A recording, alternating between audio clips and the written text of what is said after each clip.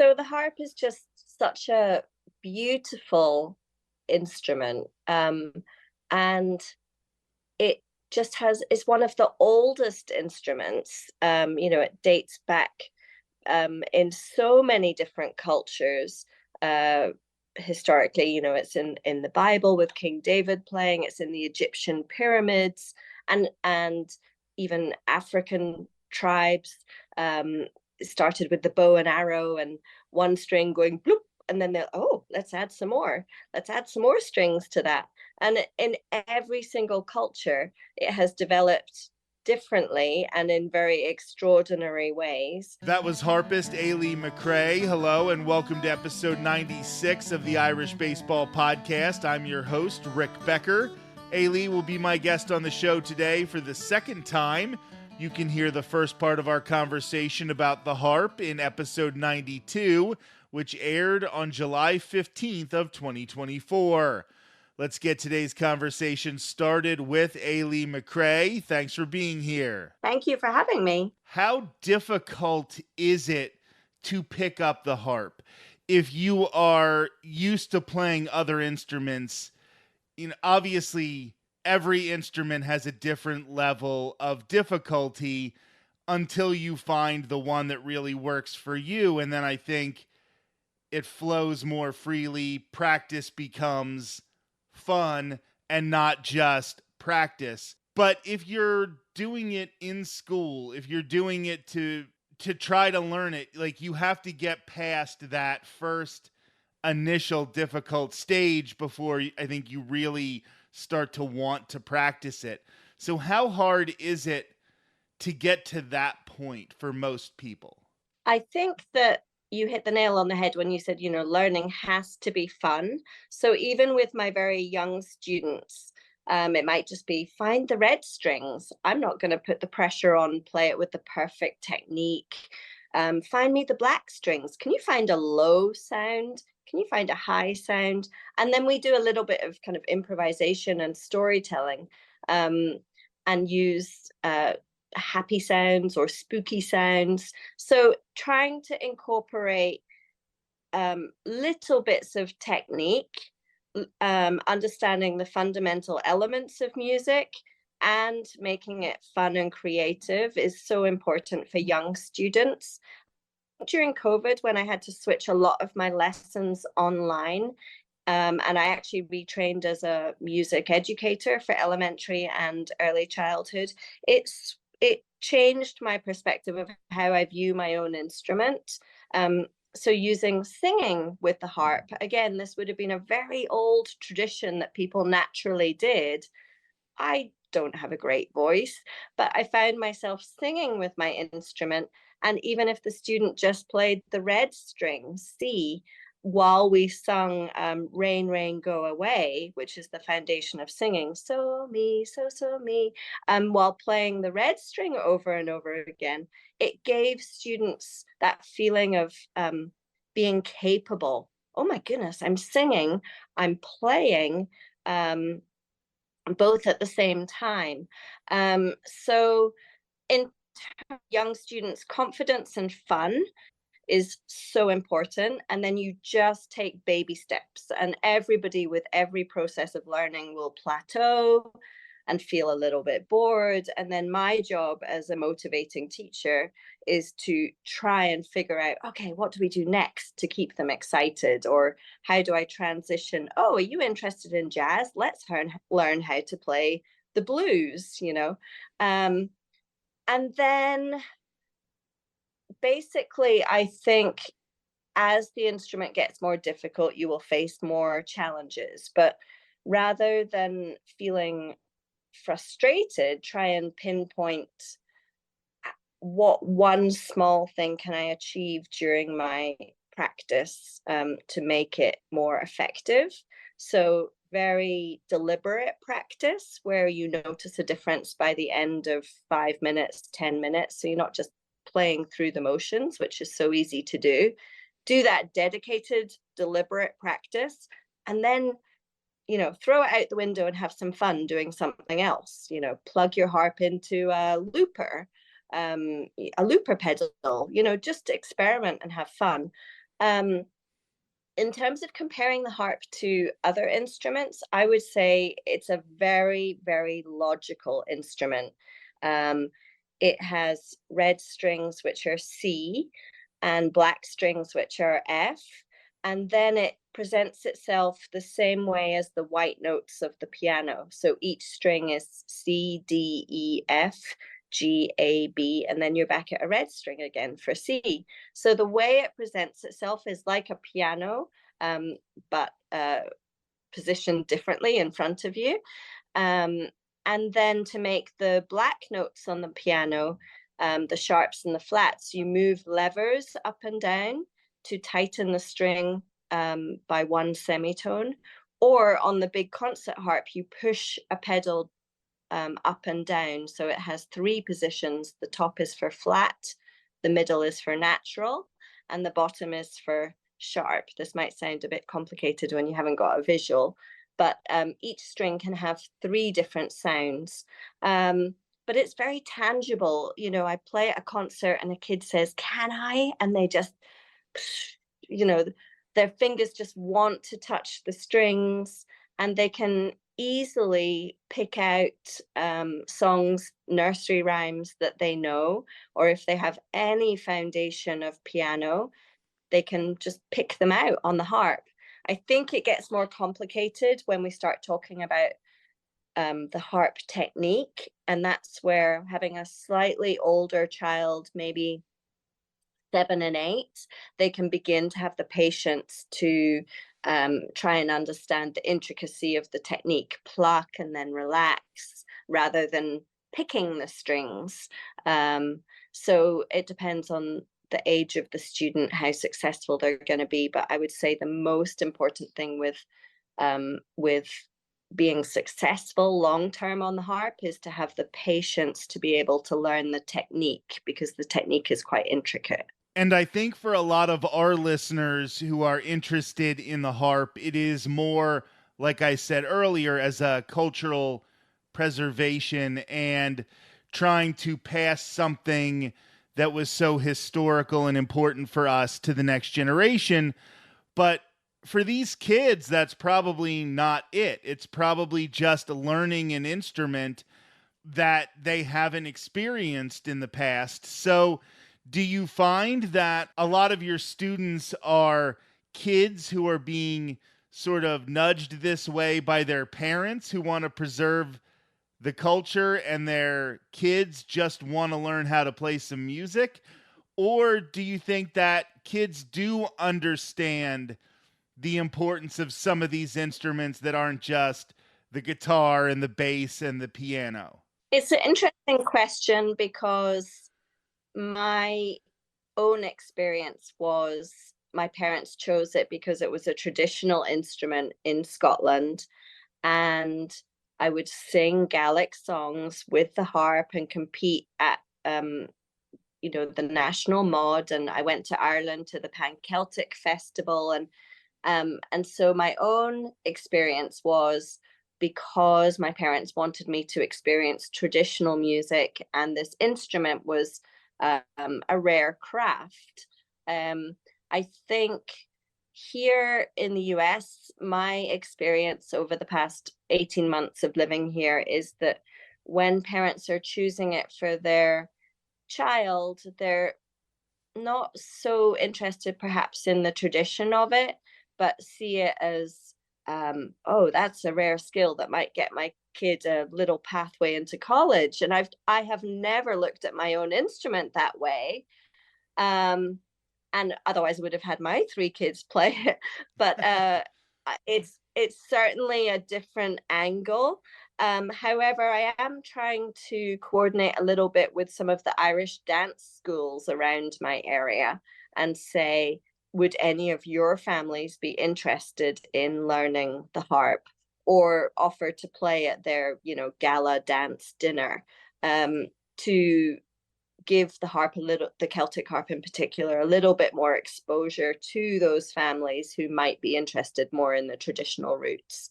And then I guess it depends within that family how much traditional music has played a role. Is it something they listen to? There's a lot of Irish American families who might have an interest in the history, but don't put on Irish music. And it's the easiest thing to do with kids, have a dance party.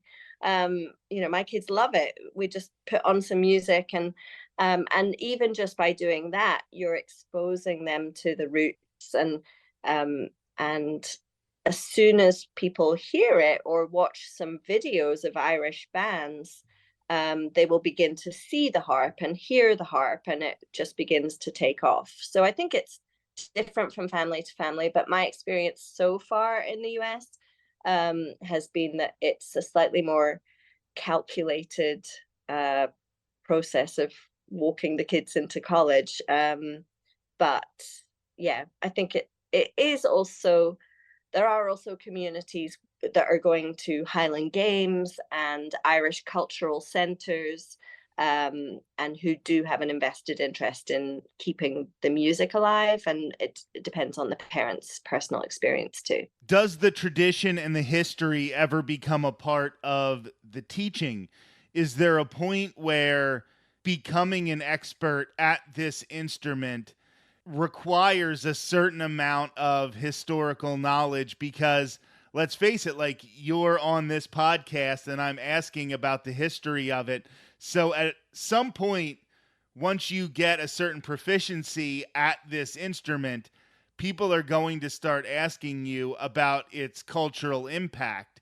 So does that become a part of the teaching process at any point? I think so. I was always encouraged to try and find different recordings of singers, because they have to phrase in a certain way, and they have more freedom to ornament the music. So, what decorations are they going to add?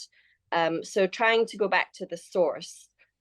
Most songs would probably not have been played on instruments. They would have been sung and may have words.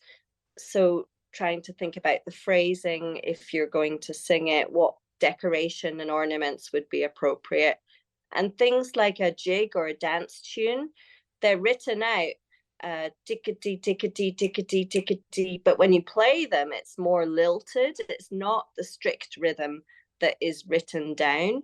So again, listening to a fiddle player, or my dad being a pibroch piper would be the expert of specific songs, have specific decoration, and finding authentic teachers who can help to support that, because some classically trained teachers might not understand the intricacies of and the subtleties of, when you play a jig, it's not straight eighth notes. It has a little bit of a lilt. It's almost dotted rhythm, but not quite. It's histories which are passed down, and you have to try and find teachers who could support that, and listen to lots of recordings of artists who have specialized. If you can't find a teacher, find a recording of somebody who has had access to those opportunities. But yeah, I think it all starts with singing and knowing, why was this song written? Is it a love song? Was it a working song? There's lots of songs from the islands where they're beating the tweed on the table, or you can feel the beat very strongly. So understanding perhaps why a song was written, who would have played it, was it carried around the country and changed in different parts of the country, or is it something that was passed down from generation to generation, even within a very small community? So all those things are really interesting. And you talked about growing up in Scotland, and then how through learning the harp, you ended up dealing a lot with Irish communities, now moving over here, Irish American communities. And I think that there is this unusual difference, but similarity in the Irish and the Scottish cultures. I've talked about this with a number of people recently. And here in the United States, so many people look at them almost as a combined culture, which is very much not true. But I do think that there are a lot of similarities. And when you come from Scotland to the US, I think you tend to find yourself gravitating towards some of those Irish communities, maybe just because you do have so many similarities that they overwhelm the differences. Would you talk a little bit about the two cultures mixing and being different at the same time? Absolutely. Well, the music is obviously very similar, and the instrument developed in both countries in a similar way. Um, but who wouldn't want to surround themselves with Irish people? It's so fun. Know how to have a good festival, and I think as a Scot, we feel the same way, having ceilidh dances and sessions. So I think in terms of communities coming together, and sharing music, that has been such a strong part of history and also my upbringing. But upon moving here to the US, because there's such a large Irish American community, it is a natural place for me to try and tap into, to find students and feel more connected to my roots, even though I'm not Irish. My husband and children have Irish citizenship, but um, it's very similar in its roots, and that warmth from communities is something which, when you move countries, is always such an important part of making yourself feel at home, and being a part of any cultural society or community helps you, feel more settled as well. And if you go into one of these Irish centers, or, if you find a Scottish festival and you're trying to convince somebody, this is why I think playing the harp is the way you should go. Obviously, everybody needs to have their passions, but if you're trying to sort of sell the harp as why it is important to you and why you think it should be important to other people, like if you could just do that for a few minutes before I let you go here. So the harp is just such a beautiful instrument, and it just it's one of the oldest instruments. It dates back in so many different cultures. Historically, it's in the Bible with King David playing. It's in the Egyptian pyramids, and even African tribes. Started with the bow and arrow and one string going bloop, and then let's add some more. Let's add some more strings to that. And in every single culture, it has developed differently and in very extraordinary ways. And so I think it's just so special that, even though it kind of plateaued for a time when the piano became the primary instrument, and they weren't quite sure how to get all these black notes from the piano onto the harp, and so the development of the harp became a bit static and composers didn't understand how to write for it. Just the fact that it's one of the most old and beautiful instruments, and that we can make it accessible within our modern day culture, that it's a logical, very tangible instrument, and it just needs to be given the opportunity. I listen to the violin and cello seesawing away, and the piano plonk plonk plonk, and I love all musical instruments, but I mean the harp is just incredible. It's just so special.